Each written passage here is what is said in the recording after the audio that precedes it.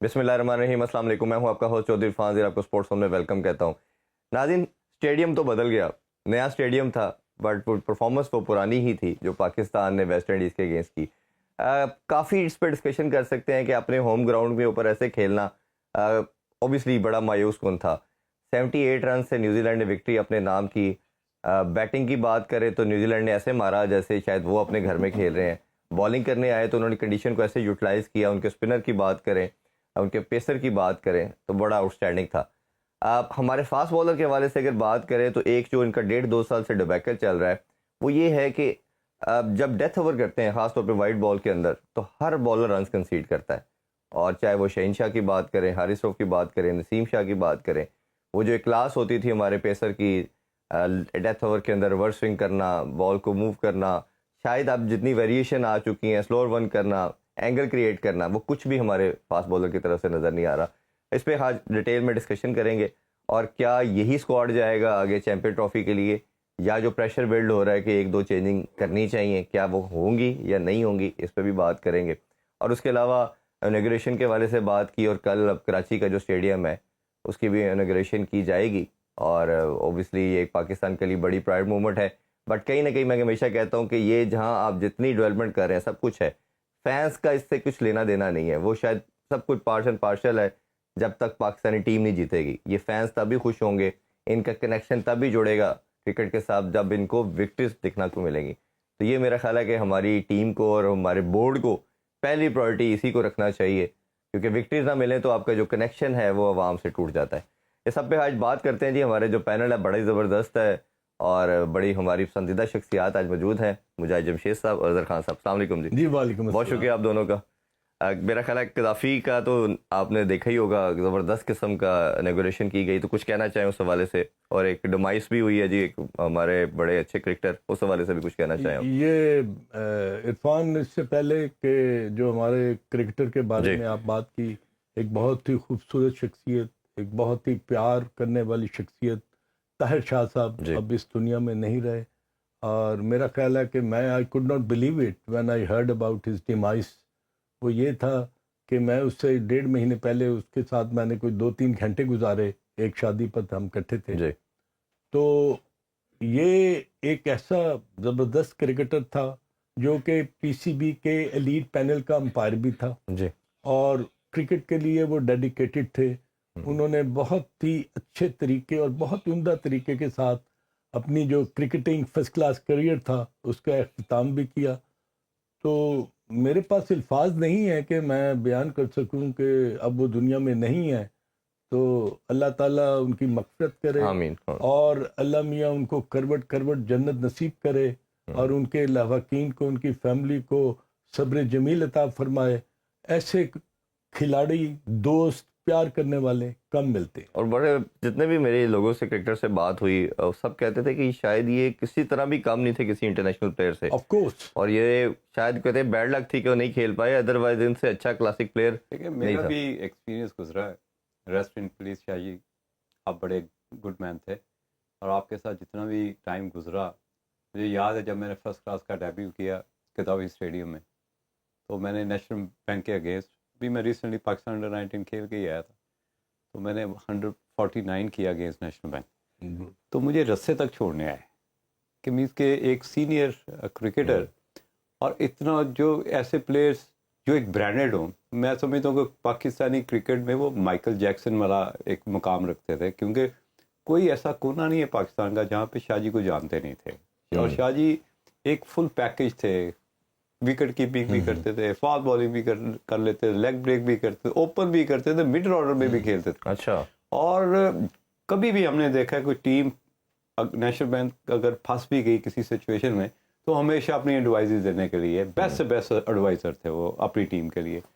तो Shah ji rest in peace, और हम तो सिर्फ उनके लिए दुआ ही कर सकते हैं। जी जी बिल्कुल। और मेरा ख्याल है कि जब आपकी खिदमात होती हैं तो लोग फिर अच्छे अल्फाज में उसको याद करते हैं। और ये लाजमी नहीं है कि किसी ने कंट्री को किसी एक तरह ही सर्व करना है। आपके जो बच्चे, मैं वही कह रहा हूँ, जितने लड़के खेले हैं पाकिस्तान को, जब उनका पूछा जाता है वो कि उनका रोल पीछे कई ऐसे लोगों का होता है जो इसे कहते हैं गुमनाम हीरो, अनसंग हीरो। तो ये वो हैं जो कई दफ़ा दिखने में नज़र नहीं आते लेकिन उनकी पीछे खिदमात बहुत ज़्यादा होती हैं। तो मेरा ख्याल है कि हम सबको उसको अप्रिशिएट करना चाहिए। अगर कुछ कजाफी के हवाले से भी कहना चाहिए जी, कैसा लगा नया स्टेडियम? ये एक बहुत ही ज़बरदस्त किस्म की एडिशन हुई है मैं समझता हूँ, और उसमें I think credit must be given to the chairman PCB Mohsin Naqvi साहब को, कि द वे वो 117 दिन में one could not believe it Irfan के ये स्टेडियम की ये शक्ल होगी। हम तो जाते रहते थे ना हर 15-20 दिन के बाद, तो वो समझ नहीं आता था कैसे हो पाएगा। इसकी वो इनॉग्रेशन जो है वो भी मुझे याद है। अच्छा, वो मैं बल्कि वहाँ पर मैच भी खेला हूँ, मतलब उस ज़माने में। तो एक जो जनरल एक कंसेप्ट था ना, कि जो व्यूइंग है ना, देखने की जो स्पेक्टेटर्स की सलाहियत है, वो एक्चुअली जो प्ले हो रहा है उससे बहुत दूर थी। तो उसको मद्देनजर रखते हुए इस तरह उसको डिमोलिश किया और उसको रेनोवेट किया, और लोगों के लिए देखें बहुत ही खूबसूरत तरीके के साथ ना अब वो मैच को इस तरह एंजॉय कर सकते हैं जैसे कि you are very close to the actual play. जो पिच है ना 22 यार्ड्स की, ऐसे लगता है कि आप उसके बिल्कुल करीब बैठ कर देख रहे हैं। तो आई थिंक ये बहुत बड़ा एक अचीवमेंट है, और आई थिंक देखें सबसे बड़ा जो ऑनर किया गया है ना, वो उन मजदूरों को, वर्कर के साथ, बिल्कुल बहुत अच्छा वर्कर्स को किया गया है जिन्होंने दिन रात लगाकर ना मेहनत कर कर इतना खूबसूरत स्टेडियम बनाया। और आई थिंक ये heads to the Pakistan cricket board, NESPAK and Pakistan army and people who are involved in the construction reconstruction of this stadium, ये तमाम लोगों को सैल्यूट है। जैसा आपने कहा ना, ये एक मैसेज है कि अगर आप यूनिटी के साथ चलेंगे तो यू कैन डू एनीथिंग। और ये आप बाकी पॉलिटिशियन को भी शायद ये कहीं ना कहीं इसके मैसेज इसको लेना चाहिए। बाकी जितने भी स्टेक होल्डर हैं कंट्री चलाने के लिहाज से, जब कंट्री टर्बुलेंस में है, कोई प्रॉब्लम चल रहा है, तो खुदा के वास्ते ये अगर एक स्टेडियम के लिए इकट्ठे हो सकते हैं तो पाकिस्तान के लिए क्यों नहीं हो सकते? Why not? आप कुछ कहना चाहें मुजाहिद भाई? यार मेरा ख्याल है कि अजहर भाई पिछले हफ्ते की बात है कि इंडिया बहुत फुदक रहा था कि जी ऑन टाइम स्टेडियम नहीं बनना। तो यहाँ पे बैठ के हमने बात की कि यार ये जिस स्पीड के साथ काम हो रहा है और जितने जुनून के साथ हो रहा है, तो ये ऑन टाइम।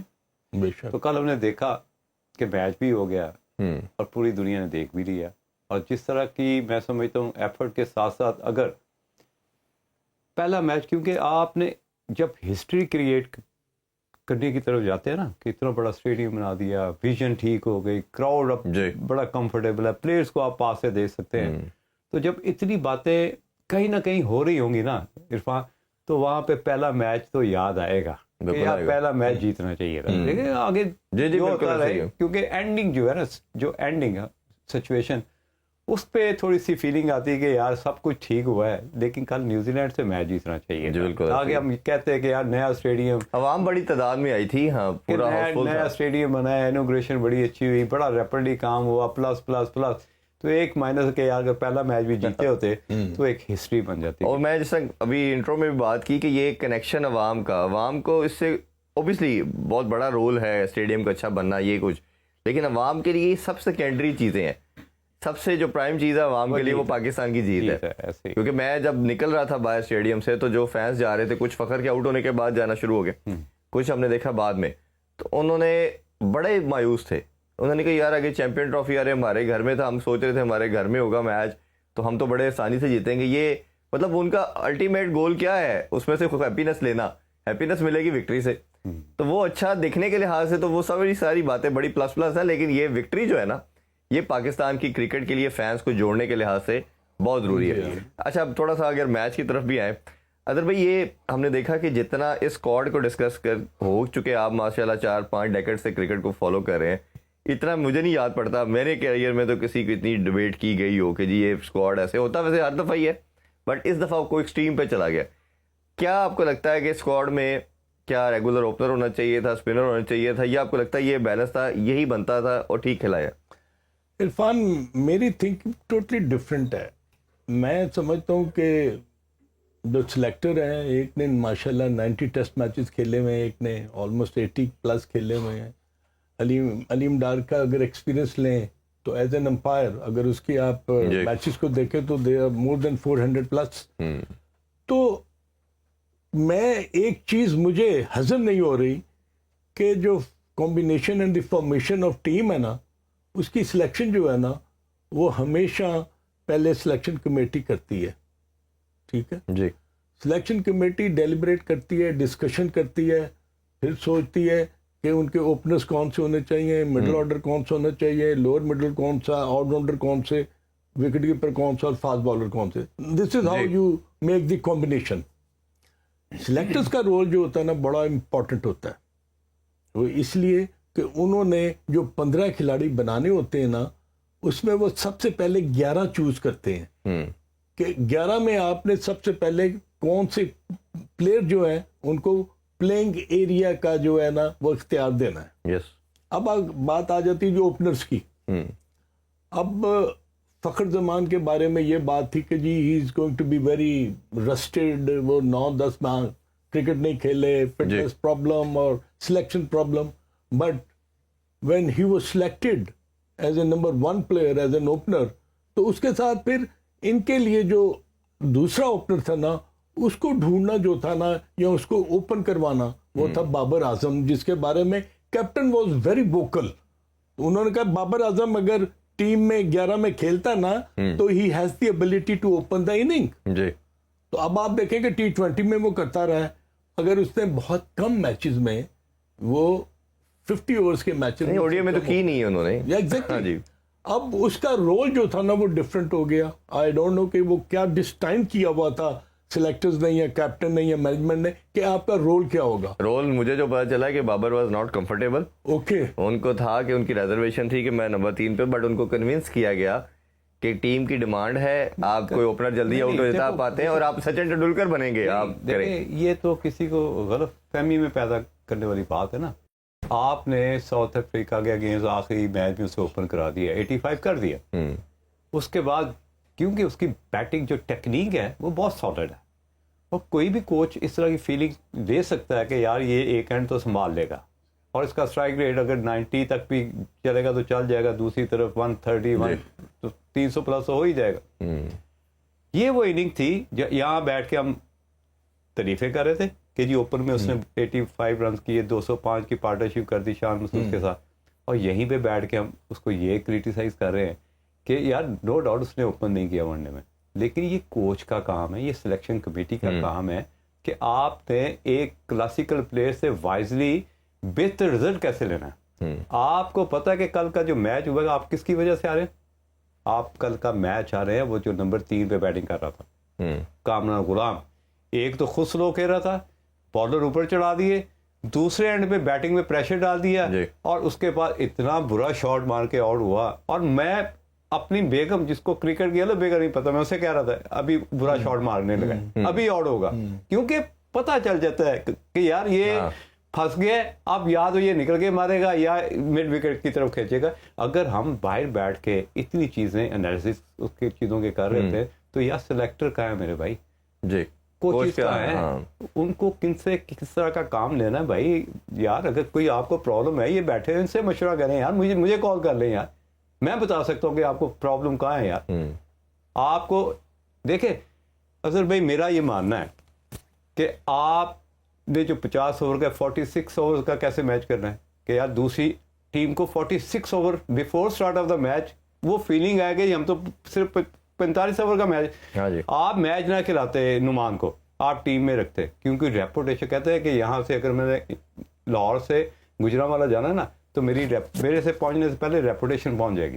बिल्कुल ठीक. आपने उसका जो डर था नंबर 5 पे आगे टेस्ट में, और यहाँ पे आपको मोमेंटम ब्रेक के लिए एक ऐसा स्पिनर चाहिए जिसका एक टेरर हो. बिल्कुल ऐसे यार हर मैच में 10 आउट कर देता है, तो वो उसकी दहशत का सही इस्तेमाल करना चाहिए था, टीम के साथ रखते, ताकि दूसरी टीम को पता होगी यार ये तो बड़ी विकेटें लेके आ रहा है, पता नहीं क्या बुला. ये देखे ना कि सेंटनर ने, जो आप बात कर रहे हैं, जिस तरह सेंटनर ने आउट किया स्लो वन करके, थोड़ा सा एंगल क्रिएट करके खेल रहा था. मैंने बड़े अरसे के बाद ऐसे बॉलर कभी फ्लाइट कर रहा है, कभी आगे एक चीज ना, ये बड़े शोज किए हमने स्क्वाड के ऊपर, चीजों के ऊपर, तो मैंने हमेशा कहा कि न्यूजीलैंड जो है ना, हर बंदा पूछता है टॉप 4 कौन होगी. जब मैंने आपके साथ भी जिक्र किया था, मैं कहा मुझे लगता है कहीं ना कहीं न्यूजीलैंड पाकिस्तान इंडिया में से किसी को बाहर करेगी.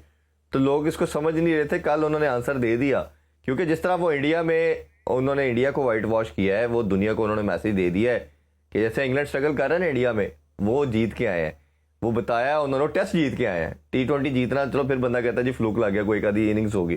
टेस्ट जीतने का मतलब ये है कि उनका बॉलर 100% इस कंडीशन में वो तैयार हैं, वो एलियन कंडीशन नहीं है उनके लिए।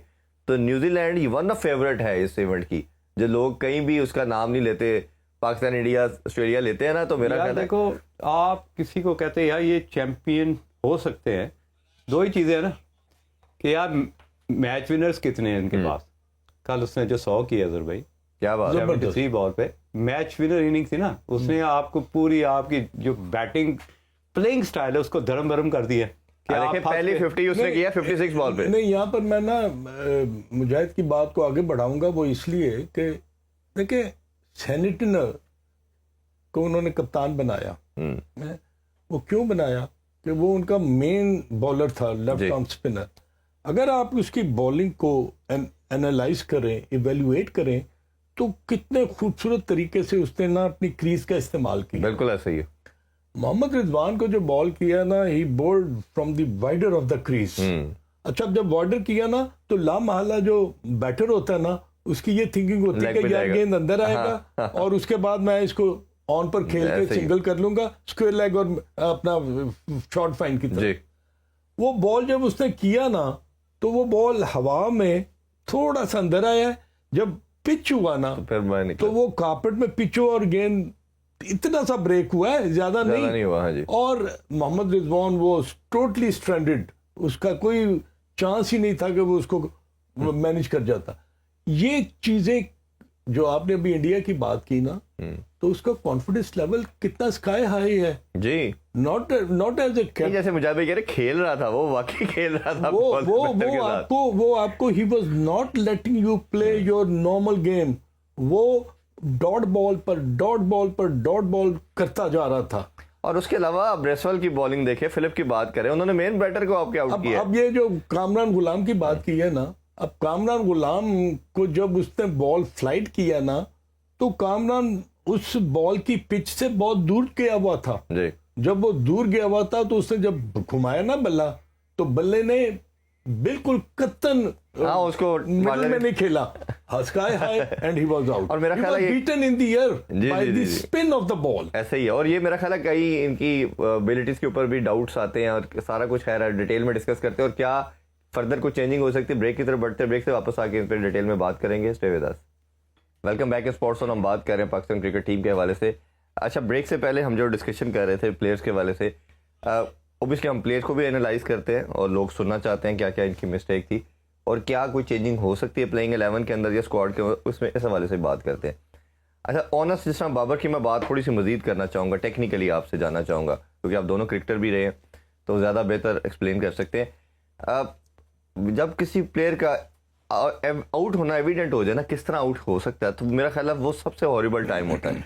बैड पैच आना कोई मसला नहीं होता, किसी प्लेयर पे भी आ सकता है। हमने हिस्ट्री देखी है, हर प्लेयर पे दुनिया के आया, कोई ऐसा प्लेयर नहीं था शायद जिस पे ना आया हो। अब विराट कोहली का हमने देखा कि वो थर्ड स्टंप से बाहर थोड़ा सा बॉल करे, वो एज कर देता, ठीक है, वो चाहे उनके रिफ्लेक्सेस का मसला है कुछ, बड़ा क्लियर हो गया कि इस तरह आप आउट कर सकते हैं। बाबर का ये भी बड़ा एविडेंट हो गया कि जब ये आया स्पिनर ले आए, या खबा तो बहुत जल्दी आउट कर रहा, लेकिन कल भी जिस तरह वो किया, he was in two mind, क्योंकि बाबर को स्वीप मारनी नहीं आती। आप देखें स्वीप नहीं मारता बाबर, हालांकि नॉर्मली ये हमारे बाकी बैटर बड़ा अच्छा तो वो जब क्योंकि हर बॉल को वो फ्लिक करता है, तो फ्लिक करते हुए उसको आइडिया नहीं हुआ कितना मैंने करना है, तो वो पकड़ा गया। तो स्वीप डेवलप ना करना, आप 30 साल आपकी एज होगी है, दुनिया के आप बेस्ट बैटर है, पाकिस्तान के चलो आप हैं ही बेस्ट, तो ये किस तरह आप इसको देखें, कवर कर सकते हो? अगर देखा जाए सचिन तेंदुलकर का भी कैरियर, तो उसने भी कभी स्वीप नहीं मारी थी, लेकिन आखिर में उसने इस चीज़ को डेवलप करना शुरू किया कि इसके बगैर मैं तो हर फकत में फंस जाता हूँ, खास तौर पर ऑफ स्पिनर पे, इसलिए क्योंकि जब आपका ऑफ स्टंप, ये पाँव फ्रंट फुट जो है थोड़ा सा ऑफ स्टंप की तरफ जाता है, तो ये लॉक हो जाता है। जो मिडल लेग से ब्रेक होगा उसको आप क्या करते हैं, स्क्वायर लेग और 45 के इन बिटवीन खेलने की कोशिश करते हैं। वहाँ पे जहाँ पे भी बॉल या तो पिच में थोड़ी देर होल्ड हुआ या तेज आया, वहां पे आप फंसेंगे और यहाँ पे कैच होने के बड़े ज्यादा चांसेस होते हैं। ये बाबर के साथ मसला है, क्योंकि वो अपने रिस्क को रोल करने की कोशिश करता है और पाँव उसका ऑफ स्टंप के ऊपर होता है। ये प्रॉब्लम वो कैरी कर रहा है। यही वजह है कि जाहिर है आप इंटरनेशनल क्रिकेट में जब न्यूजीलैंड, ऑस्ट्रेलिया, इंडिया ऐसी टीमों के खिलाफ जाओगे, वो अपनी पूरी प्रिपरेशन करके आते हैं। ऐसा नहीं है कि आपको वो मुफ्त के रन हैं। नहीं तो आपको लगता है कि बाबर को ओपन कराने की ये भी रीजन थी कि स्पिनर आके इसको पकड़ेगा, ये 10 ओवरों में ये कर ले? जब आप इबनॉर्मल तरह से सोचना शुरू हो जाते हैं तो फिर फैसले भी उसी तरह करते हैं। ये कुदरत का एक अमल है। आपको किसने कहा था भाई ओपन करके 85 कर दो?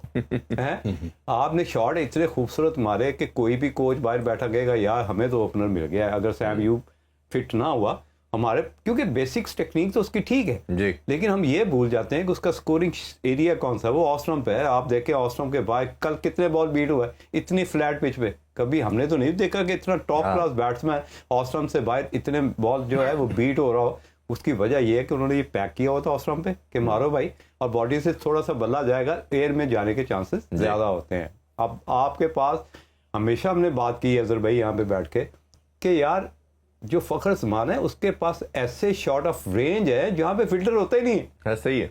आपके पास वो शॉट है जहां पे फिल्टर मौजूद होते हैं। तो ये फर्क आप कभी भी खत्म नहीं कर सकते। कल भी देख लें आप, विकेट टू विकेट उन्होंने बॉल किया, ऑस्ट्रम से बाहर किया, फंसा के रखा है, 26 बॉलों पे 8-10 रन किए जी, और बड़े आराम से। बाबर का ऑलमोस्ट 60 था, 57 का कामरान गुलाम का स्ट्राइक रेट था, रिजवान साहब आए हैं, कप्तान लीड फ्रॉम द फ्रंट करना था, वो 27 का स्ट्राइक रेट था। अगर भाई आप इसमें ऐड कीजिएगा ये जो हमारे इन पिचेस के ऊपर बात होती रही जी, वेस्ट इंडीज के खिलाफ फंस गए, बाहर फंस गए। अब मसला पता है बड़ा हॉरिबल सा है। ऑस्ट्रेलिया जाते हैं जी बाउंसी पिचेस हैं, इंग्लैंड या साउथ अफ्रीका बात करते हैं जी स्विमिंग कंडीशन है, ये बेचारे खेले नहीं है, बेचारे ही कहना चाहिए इन्हें।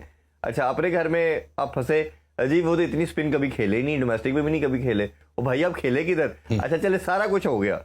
आकिब जवेद साहब ने 2-3 दिन पहले जो प्रेस कॉन्फ्रेंस की, आकिब भाई ने कहा कि जी ये अब आइडियल सिनेरियो आ गया हमारे लिए, अब ये सूट करता है इस तरह की पिचेस के ऊपर, इधर आप ये रन करेंगे, ये देख लें। उधर भी नहीं खेला गया।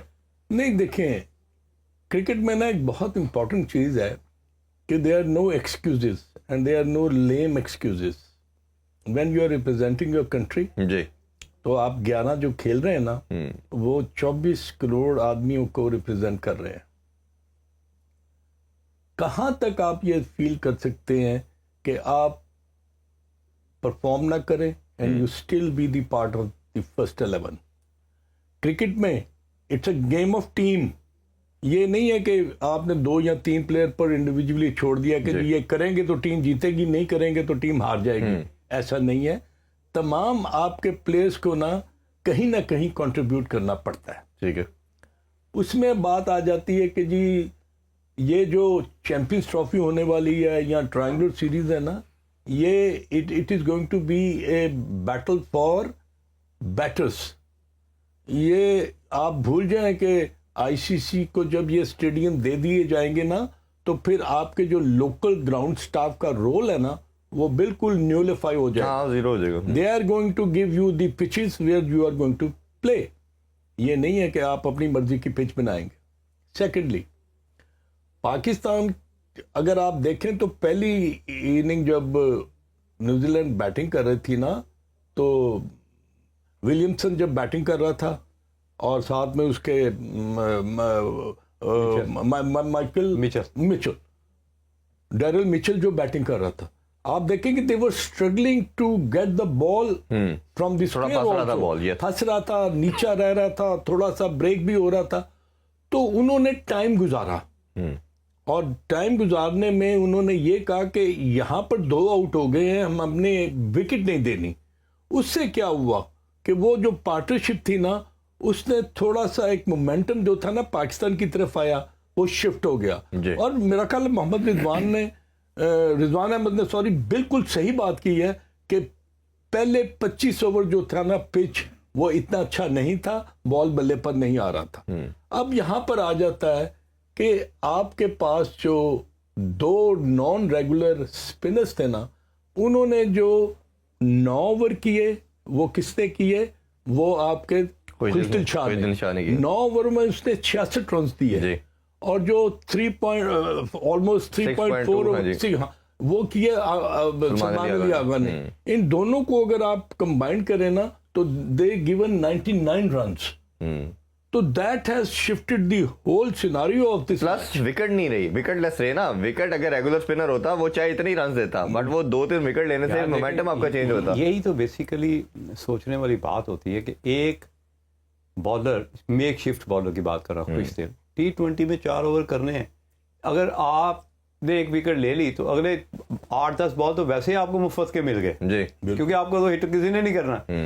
वो जो सिचुएशन बनती है उसको किसने एनालिसिस करना है, वो कोच का काम है कि यार 50 ओवर में अब देखो ना एक टीम फंसी हुई है, अब मुझे भी खुश थी इस वक्त लगा दोगे ना इस स्टेज में भी तो मुझे भी थोड़ा सा रिलीफ मिलेगा यार कि मैं एक्स्ट्रा कवर से मारूं, ऊपर से इसको सर के ऊपर से मारूं, क्योंकि इसने एक मुझे मैं थोड़ा सा यहाँ से आपसे क्वेश्चन करना चाहूंगा क्योंकि as a coach Khushdil Shah before he was selected not selected खेल रहा था जब वो match, he knew that he is going to bowl 10 overs. कहीं ना कहीं कोच ये बात लेके आता है डिस्कशन में, जब आप बैठे होते हैं टीम जो डिस्कशन होती है कि यार मेंटली तौर पे आज तैयार रहना कि आप 5 से 6 ओवर करने हैं अगर सिचुएशन इतना तो उनको पता था वैसे, ये डिस्कशन में आ जाती है ये चीज़ है। नंबर 1, नंबर 2 उस पे इतना ट्रस्ट करना ये नहीं होना चाहिए था ओके कि आप एक तो उसके हाथ में ब्रेक नहीं है, दूसरा या तो ओवर पिच बॉल करता है कि जिसमें हर बॉल पे आपको रिलीविंग रन्स मिलते हैं, मिड ऑन मिड ऑफ के ऊपर बड़े आराम से मिलता है, अगर बुरा बॉल करे तो कट पे चौका वरना एक्स्ट्रा कवर के ऊपर चौका, और प्लस वेरिएशन की जो बात तो कर रहे हैं बैट्समैन की तो लगी मौजें, उसको अपने जो 15 रन पे खेल रहा है उसको तो अपना 50 नजर आ गया, ठीक है। अब जब वो अपना 50 करेगा सामने से 50 होगा 100, जिस तरह आपने वो जुवेद मियाँदार साहब कहते हैं ना, मैं आपकी सॉरी बाद में ऐड करूं, वो कहते थे कि कोई ऐसा बॉलर आता था जो नॉन रेगुलर होता था तो मैं उसको छक्के चौके नहीं मारता था। इन्होंने तो इतना मैंने भी टाइम मैं वैसी बात कर रहा हूँ, तो ऐसे बॉलर को आप खाते हैं, कहते हैं ऐसे को ना हम इजी करते हैं जिसके विकेट लेने का चांस ना हो, उसको हम सिंगल डबल एक आधा करते हैं तो 6-7 पे रखते थे ताकि ऑपोजिशन लगा ही रखे, 5 ओवर करे ये करे इतनी जल्दी ना जाए। मैं 2-3 दफा ऐसा इत्तेफाक हुआ, मैं जुवेद भाई के साथ बैटिंग कर रहा तो इस तरह के बॉलर आते थे ना तो अपना ये जो फ्रंट लेके ना ऐसे करता था, वो पीछे मारते थे तो ये टैक्टिकल के तो वो किंग थे यार, उन पे तो पूरी बुक लिखी जा सकती है। तो आप ऐसे प्लेयर से क्यों नहीं फायदा उठाते मेरे पास? अभी मेरा ब्रेक की तरफ बढ़ते हैं, ब्रेक से वापस आके क्विकली इनसे पूछेंगे अपने दोनों मेहमानों से कि कौन सा प्लेयर अब होना चाहिए और किसको बाहर बिठा देना चाहिए, ये बात करेंगे, हमारे साथ रहिए। Once again welcome back in sports on. हम बात कर रहे हैं पाकिस्तानी क्रिकेट टीम के हवाले से और उसकी सिलेक्शन के हवाले से। अच्छा, अब थोड़ा सा क्योंकि लास्ट हमारा सेगमेंट है और हम क्विकली ज़रा आपसे जानना चाहेंगे, लोग जानना चाहते हैं क्या होना चाहिए। सबसे पहले सौशकील जब टीम में आ गया, पहला मेरा मानना तो ये था उसको निकालना ही गलत था, क्योंकि शायद 3 साल से जब से वो पाकिस्तान की तरफ से रिप्रेजेंट कर रहा है, बाबर से भी ज़्यादा सॉलिड है, एवरेज भी सबसे ज़्यादा उसकी, ठीक है, ना स्पिनर पे फंसता है ना पेसर पे फंसता है और पूरी दुनिया में हर जगह खेल के सबसे अच्छा है, फंसता नहीं कहीं, ये नहीं होता कि डॉट्स बॉल पे आ गए, चाहे किसी फॉर्मेट में भी वो खेले। इवन हमने तो उसकी ग्लिम्सेस पीएसएल में भी देख लिए हैं कि उसको ओपन कराएगा वो मार धाड़ भी करता है, ऐसा नहीं है कि वो बिल्कुल रोकने वाला प्लेयर है, स्कोरिंग शॉट्स हैं। तो जब आपके पास इतना तगड़ा प्लेयर है तो क्या आपको लगता है कि जो आपने शुरू में कामरान गुलाम की बात की तो बाबर को अगर ओपन कराना ही है, वैसे वो ओपन भी वो कर सकता है, ये प्रेस रिलीज के अंदर पीसीबी ने कहा था कि वो ऑप्शन है कंटेंशन के अंदर को ओपन कर सकता है, तो अगर बाबर नहीं कंफर्टेबल तो यहाँ ओपन करवा दे, अगर कंफर्टेबल है बाबर तो 3 में साउथ को लेके आए जो पूरी इनिंग्स भी बिल्ड करे, जो केन विलियमसन का रोल था कल फंसा रहा लेकिन उसने पूरी टीम को लेके चलाया और बना के दी इनिंग लाई, अब मारे, तो ये हो सकता है जी? आप बताइए, फिर मैं आपसे जानता हूँ। बताएं अजहर भाई, आप पहले स्टार्ट करें फिर मैं इस पे बात करता हूं। नहीं, मुझे अभी तक क्वेश्चन समझ नहीं है। नहीं, सौशकील को अगर आपने हायर कर लिया, रख लिया तो बाहर क्यों रखा होगा उसे? नहीं, वो अगर एक तो अंदर आना चाहिए और नंबर 3 उसका होना चाहिए। इरफान देखो, south why just one south Shakeel? आपने अभी बात की कि पाकिस्तान की टीम जो है वो 15 की जो अनाउंस हुई है तो इसमें कोई चेंज आनी चाहिए? मैं समझता हूँ नहीं आनी चाहिए। ठीक है, क्यों? इसको तो सिलेक्ट कर लिया ना, क्यों नहीं रहे? हाँ, ये देखे ना क्यों आए, इसलिए कि जो 15 आपने सिलेक्ट किए हैं भाई मेरे, उस पर बहुत डेलिब्रेशन हुई होगी, डिस्कशन होगी, कैप्टन की कंसेंट होगी, कोच की पूरी मैनेजमेंट जो है उन्होंने घंटे लगाए होंगे कि भाई प्लेयर टू प्लेयर हमने कंपैरिजन करना है। अब बात आ जाती है कि आपके पास साउथ शकील जब था तो उसको ना खिलाने की वजह क्या कामरान गुलाम की इंडक्शन थी या Kamran Ghulam was a better player than Saud Shakeel?